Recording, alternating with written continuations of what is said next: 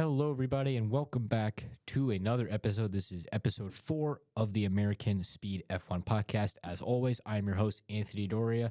Great to be back with you here. This is a weekly podcast and just a reminder, you can listen to this on Dead Podcast Society YouTube page. You'll see like a little icon as Marshall. You'll see my episodes there. And it's also on Spotify at American Speed. I usually upload these the night of the recording, so it should be out later tonight. So stay tuned for that. If maybe you don't see it, you can go on YouTube. So that's where you can stream my site and obviously follow my Instagram page for this podcast at American Speed Podcast. You'll see it. It's a picture of the podcasting on the YouTube. So that's where you can follow me. As always, good to be back in here. So we're still in the off season, but we do got some stuff to talk about. We'll be going over the new liveries and other news. And one thing I'm going to go over especially is an update regarding a former F1 driver and could it be and how his career in racing could have maybe ended yesterday. But first off, we got over the liveries. So I'm sure as most of you F1 fans know, the F175 show was yesterday. It's a new thing that F1 incorporated where they reveal every single car at the same event. You know, everybody shows up, like team principals, drivers, and they unveiled their car on like a sick conveyor belt. It was actually kind of sick how they did it on a conveyor belt. It shows up. Actually, quite good. I actually liked it.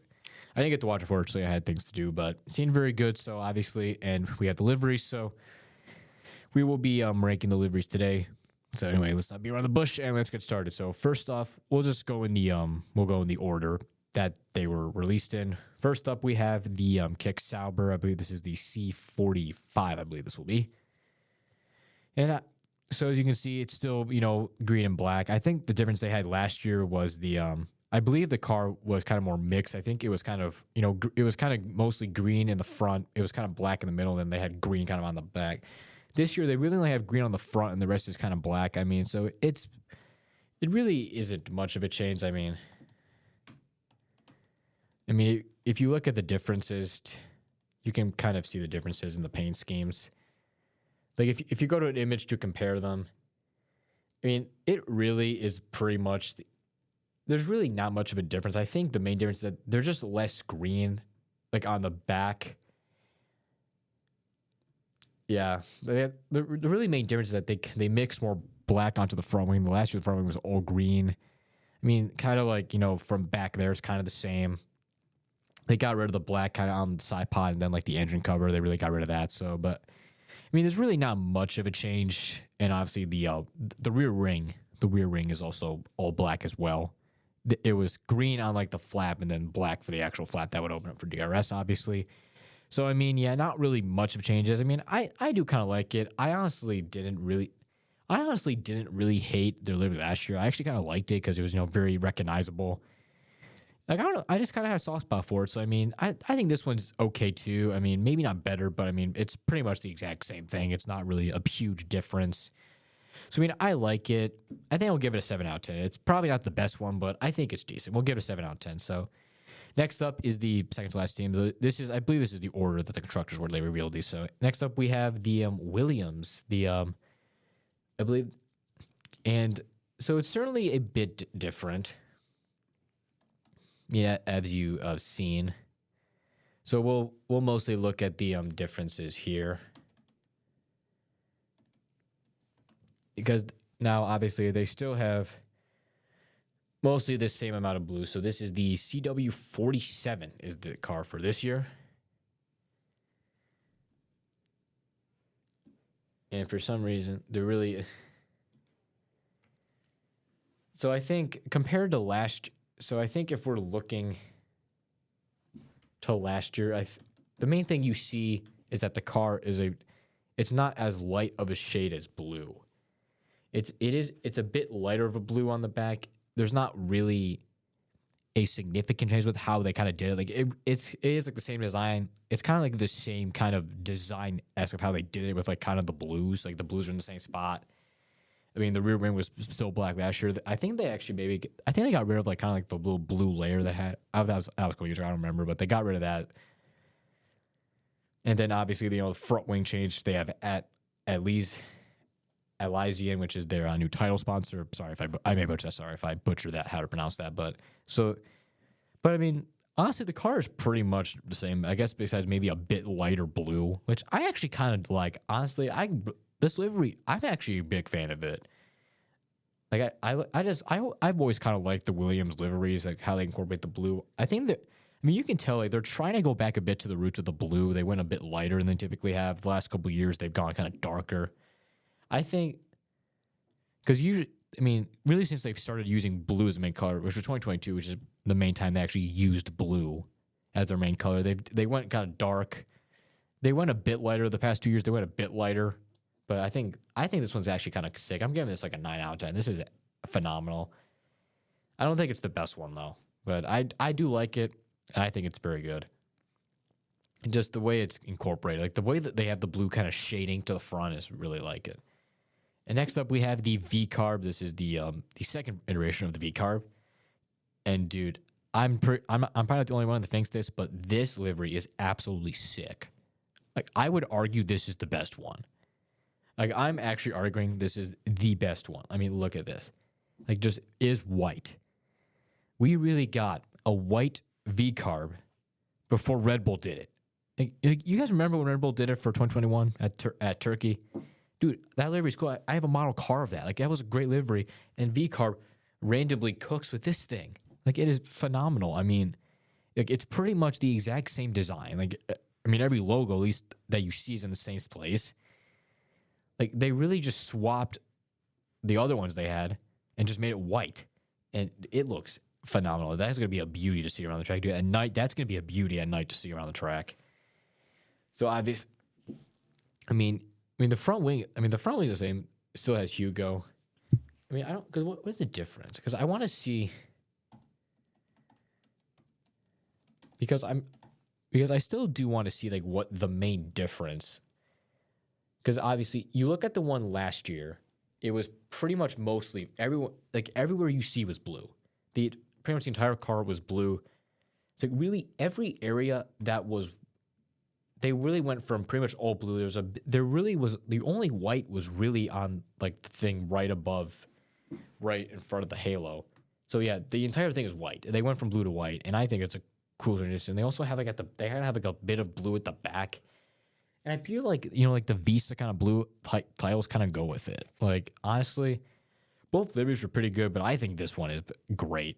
Honestly, I'm giving it 10 out of 10. This is absolutely phenomenal. And I'm probably not the only fan that thinks this, to be honest.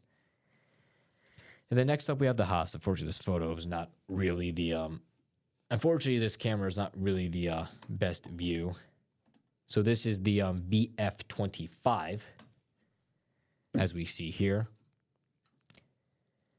Now Haas really has kept kind of the same idea. They haven't really changed a lot from when the other 2 years. Because you look at last year. So if we go to last year's car just so we can see what it was like, they kind of had like a white. It's honestly very similar because you look at the main differences. The main thing you see is that they kind of swapped where the black went. They didn't really swap it because the black on the engine cover is still the same. They didn't swap that. They took the black out of the Haas logo on the side and they made it kind of white, which I kind of think is kind of. I feel like the white blends. Like they added more white to it, and I feel like it kind of blends a bit better with the black. Because Haas notoriously has usually been red, black, and white, but usually black was the color they had the most in their car. So I feel like kind of incorporating a bit more of the colors. There's honestly a bit more red too. Like I think they really incorporated the car really well. Like I do really like the kind of the black lettering of the Haas on the side of it, and kind of the white fading into the black, and then a bit more white on the front wing. Excuse me, red on the front wing. I think this is a cool car. Technically not much of a difference, just really a bit more white overall in it. Beside that, there's really not any difference in the design of kind of how you look at it, but I think this is an 8 out of 10. I'll give it that. And then next up, we have the Alpine. Now, I will give credit to Alpine because they actually did color the car this year, so I think we can at least give credit to them. Like, they did try to actually add color, which I think was one of the main things that made them. I don't even know, like, which one is this? Is this like the 25, I think it is? Yeah. So I so I mean because obviously you go to last year's, it was pretty much all black. So this year they really because the main colors of BWT, like they actually like really kind of added every single shade of the color. Like they added pink. They added a lot more blue. Like I think the main thing you see because like the past couple years they would always have like a pink livery they would use for a couple races and then they would go back to the traditional blue one. And honestly, I don't know. I mean, I feel like this one probably has not really had the best rep. I mean, people think this is like a toothpaste car. I don't really know how people get that. It almost looks like bubble gum. I don't know why I'm getting that, but so I give credit to Alpine for like truly trying to get color on this thing. And I mean, I don't hate it. Like I feel like I've seen worse. I mean, I just feel like maybe the pink is a bit too much because you usually were always majority blue. So I think they maybe went a bit too much on the pink. Because you look at 2022 and 2023, like those liveries, those were good. Like they were mostly blue, not really a pink. I feel like the pink could be a bit too much. It's not horrible. Because I mean, you think about it, you do a pink livery anyway. So I mean, I don't know if they're gonna be doing like, the pink and blue livery that they always do. I don't know if they're doing that. But I mean, I think I'll give it a 5 out of 10. Like, I've seen worse, but I just think maybe the pink is a bit too much, in my opinion. I could be wrong, though. And then next up, we have the Aston Martin. I mean, not really much to change there. I mean, Aston Martin relatively has usually not changed a lot about it. Is there even a difference? I might as well see. I don't really think there is, to be honest with you, though. I mean, obviously, we all know Aston Martin has usually kept relatively the exact same car. So we go here, we look at the main difference. I'm trying to see 2021, though. So I'm trying to see, this is their 2024 car. So I really am trying to... So I'm trying to see what the main difference is.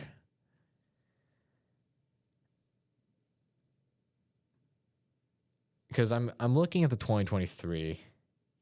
I mean, they still have the black and green. Like, it's the same shade of black and green, so that didn't really change. I think the change they made was that the side pod was always green, I believe. I could be wrong, but I think the side pod was usually green and not black. They actually added black to the side pod. Because I remember when they first started, it was pretty much all green. They definitely have incorporated a bit more black. I think they still have, like the color, like the kind of vibrant, like Aramco thing on the spoiler.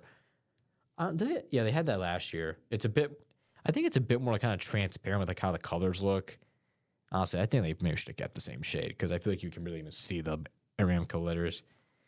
So, I mean, but I feel like I can't give it too low of a grade because it's not really like hugely changed. I do kind of think the black going into the green in the front is actually kind of a nice touch.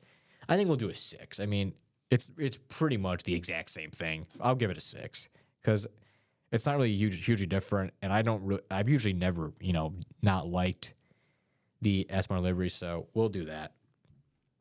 And then next up we have the Mercedes. Now this one is quite sick because it looks like they are going back a bit to the roots of Mercedes because we look at the car that was given to us. We see this photo right here. I mean, obviously you see it is not that much unsimilar. So this is the 2024 car.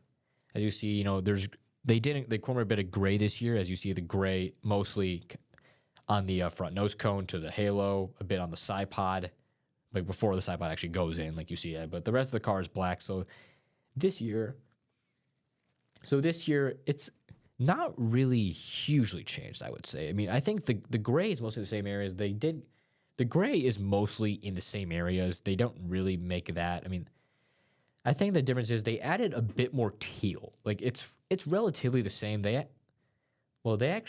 the thing I actually noticed, though, is that, they had Ineos on the kind of the red engine, the top of the engine thing. They actually made that actually gray. I think, that's actually one thing I noticed about it. They made it gray, but they also added some more teal to the side pot of it, kind of where the gray used to kind of interject with that. So I mean, it's nice. I think we'll do 7 out of 10. It's a nice livery. Mercedes has kind of had some decent liveries. I wouldn't say they're usually not like the best ones, but I do give them credit for trying to change it up a bit. They went a bit more to the black look. There's really the gray is a bit less. I mean, because to be fair, the gray is in the same spots it was last year, and they also have like a completely black front wing now, which I do kind of like too. So I think we'll keep it at that. We'll do 7 out of 10 for the Mercedes livery. And then we go to the Red Bull now. Red Bull is usually difficult because it usually is pretty much an exact carbon copy. I mean, there's not really much to talk about, and obviously I kind of need to discuss the liveries.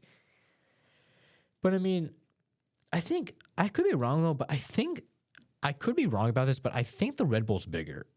I don't remember the Red Bull being that much bigger. I could be wrong about this.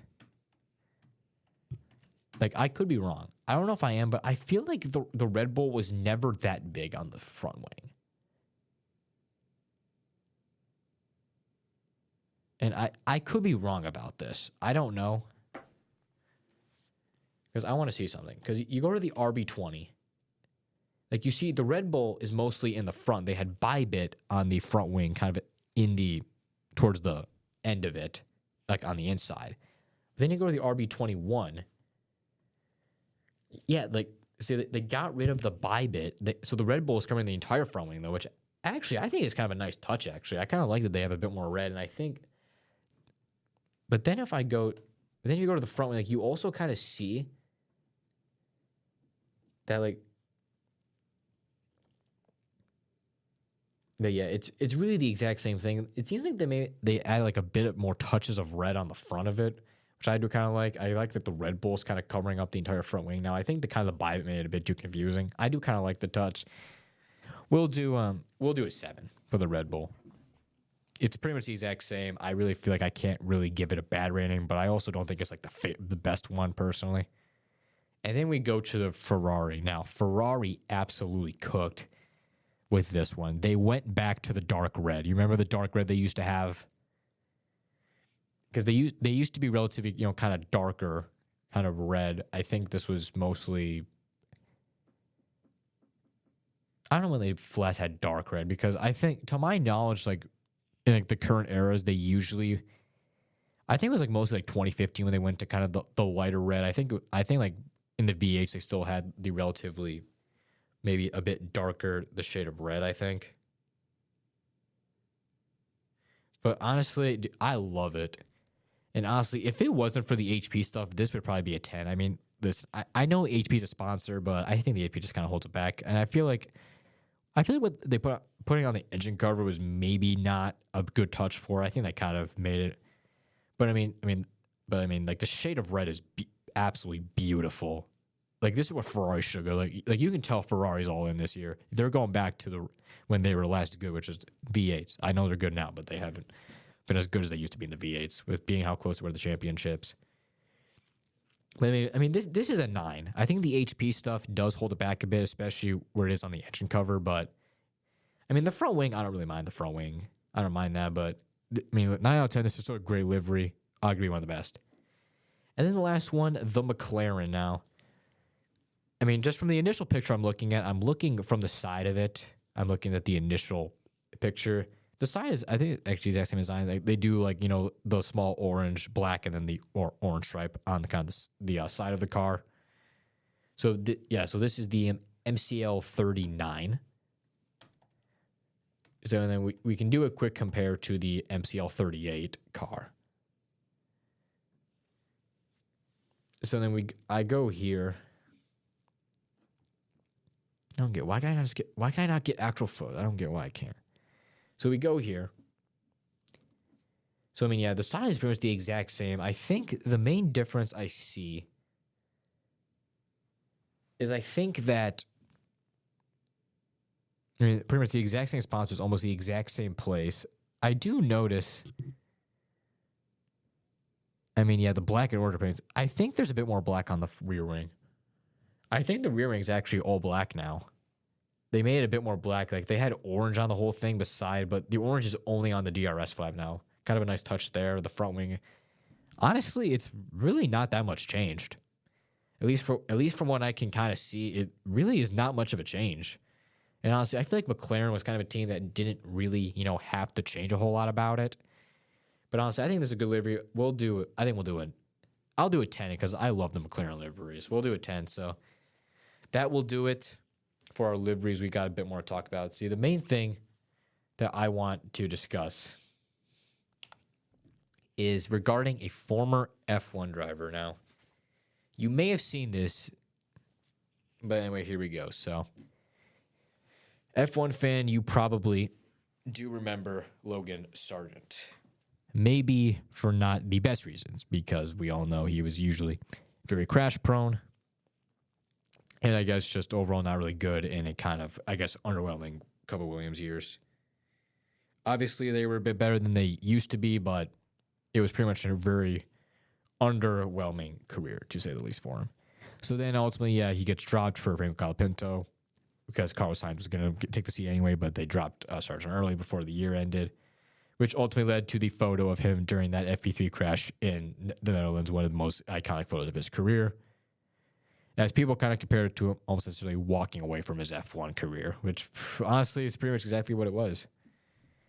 But anyway, the news regarding him is that if you followed him, you may have seen that he had a seat in the European Le Mans series, but we had a very shocking update about that yesterday. So we'll read this article. This is an article by planetf1.com. This is by Jamie Woodhouse. So I'll just be kind of summarizing what it says here. So we have former Williams F1 driver Logan Sargent has potentially given up on his racing career after his planned new team posted a statement announcing this actually, this was released yesterday. I think the statement, because based on the timing, I actually think the news came out before the statement did, because when I saw the statement, I think it was like around 9:30 when I saw it. It was posted like an hour before. So I actually think the news itself could have come out before the team statement. So obviously, a quick recap if you don't know. So Sargent, he joined the F1 grid with Williams in 2023 because ultimately due to popularity in the rise of the United States, he was already kind of goodly viewed that way. They gave U.S. fans someone to cheer for, but it was very challenging and came to a pretty early end, as most of you guys know. So anyway, so we all know he only scored 1 point in his F1 career, which was the 2023 American Grand Prix at Coda. And then the Dutch Grand Prix of this year proved to be the final way, because we all know the FP3 crash pretty much marked the beginning of the end for that. And then Franco Colapinto got called up from F2, and then Carlos Sainz joined the grid next year, who is there now, obviously.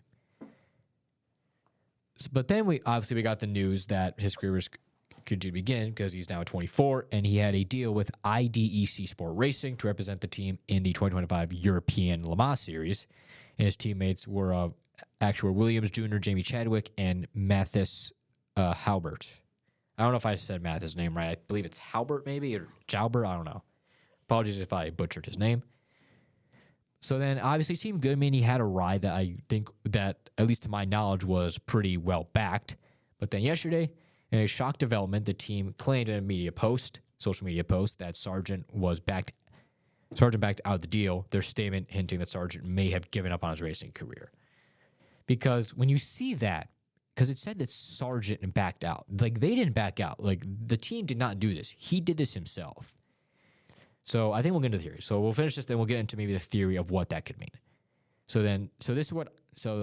Obviously they gave a statement. This is what IDT Sports said. They said, quote, following the decision of Logan Sargent stepping away from the sport to pursue other interests, IDEC Sport and Genesis Magnum Racing are taking note of his decision and will announce his substitute in the next few days, end quote. And then after starting, he then just gives. So yeah, that pretty much is the end of the article. It just goes in a bit more kind of how he was. So yeah, that article now. So going back to what the statement that they said he backed out. Now I've thought about this, and I think there's really only two theories that you could logically think of here. The first one, which they said in this, is that his racing career could be coming to an end. obviously you see that he's 24, but I mean, you think about it. I mean, listen, really, if you ultimately, the bigger picture, he got a dream. He got to race at F1, which usually is most of these people's dreams. Granted, I know it wasn't the most successful, but ultimately that was his dream and he did it. But I mean, also, like, listen, F1 probably took a lot out of him, probably mentally with all the pressure he had, how bad he was doing, and then just physically, one of the most physically demanding sports and all. He probably just maybe couldn't take it, did that. And the second theory is that maybe his career is not over. Maybe he got a seat somewhere else. Maybe like IndyCar called him another series. We don't really know. We don't really have a lot out that could actually determine what is happening here. But this is pretty painful because, I mean, I was a Logan Sargent fan because I was first getting into F1. I saw America and I really wanted Logan Sargent to succeed because then I ultimately found out that America hadn't had an F1 driver really long. So I rooted for him, and yeah, I mean, I really wanted him to succeed, like, really bad. Like, I really wanted him to work, but I mean, ultimately, towards 2024, I understood that was not going to happen. I mean, granted, if it was Williams' fault or whatever, I don't know who it was. Was it Williams? Doesn't really matter. Ultimately, it didn't work. Didn't matter who it was. So it's really just painful to know that this could be the end of it. Because, I mean, Sargent had talent. He just couldn't get a chance to display it, and then this happens. But you see, the other thing about it, but do you want to know what the other thing was? Is that Sargent himself didn't even say anything. Like, he himself did not give the statement. Like, the team gave the statement. He didn't say anything. Like, I didn't even think it. And there's really no other. So there's really no other way of knowing what he did this for. And honestly, the common belief right now is that he might have retired from racing.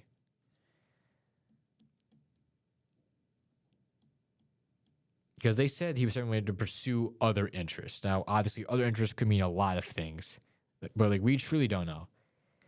Because, I mean, obviously, the one thing I've noticed is that Logan Sargent, especially on social media, really ever since he left F1, he's been... Like, I mean, he still uses it. It's not like Latifi where we had to wait like a year and a half to get something from him after it. But, I mean, he really has kind of been a bit silent. Like, he has posted here and there, about his life and all that. But he's been kind of silent. Like even after he got a seat. Like, even after, really. I mean, there was a bit of videos about it from him when they did the IndyCar test, but it's just, like, really weird to me because I want to think that maybe he got a better seat, but honestly, at this point, he truly may have retired.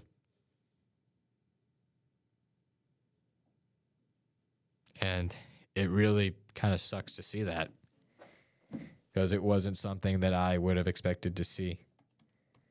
Because, I mean, I was going to follow him. Like, I was happy for him. Like, I really wanted him to go into series and do well. I mean, we all thought he might have gotten IndyCar, but, ultimately...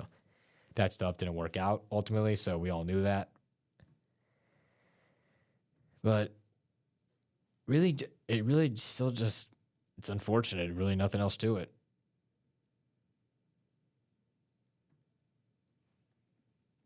So, I mean, obviously, as I said, we really do not have much. Like, there really is not a lot I can give out.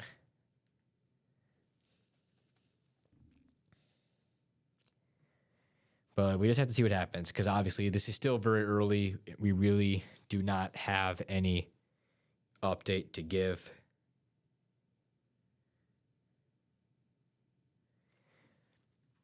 But I mean, he very well could have called it a career. And it's just it really is also just the fact that, I mean, yeah, like he pretty much went dark until October when he did the IndyCar test. He went dark, didn't get a full seat though because then he finds a home. But do you want to know who this actually mirrors? This mirrors very similarly to Nicholas Latifi. Got dropped, was pretty much silent, and then eventually came out that he went to MBA for business school. Now, I don't believe that's what Sargent will do. I mean, even DeVries went to like Harvard or something like that. And we look very unclear because it said under interest. So, I mean, yeah, the theories are he either got a seat somewhere else, is going there. He's taken like maybe a year off and try to do something. But honestly, with just kind of how this plays out and at least what we were given, which is very little, but based on just what we've read, it seems like he might be retiring from racing for good. And it's just kind of painful when you had a driver you wanted to see succeed, and now they're giving up at 24 when you have a lot of years left to race. Obviously, we're going to have to see this play out. We don't have a lot. I mean, obviously, if stuff comes out, next episode, if stuff comes out, we will definitely talk about it when we get stuff come out. Because I don't believe testing will be done yet. So we'll definitely get into more news and updates if they come out. I mean, we might do 2 episodes. We don't really know for sure. I might do another episode if something urgent came up. But I feel like unless it was like really big and I could talk about it for a while, there wouldn't be a lot. But we'll see what happens with this. As I said, very little. So anyway, that will do it for the American Speed podcast. I know maybe a bit shorter episode, but we just don't. There's not really a lot to do besides liveries and this news update. So anyway, that will do it for this episode. Thank you for watching. Stay tuned for the next one. I'll see you guys next time.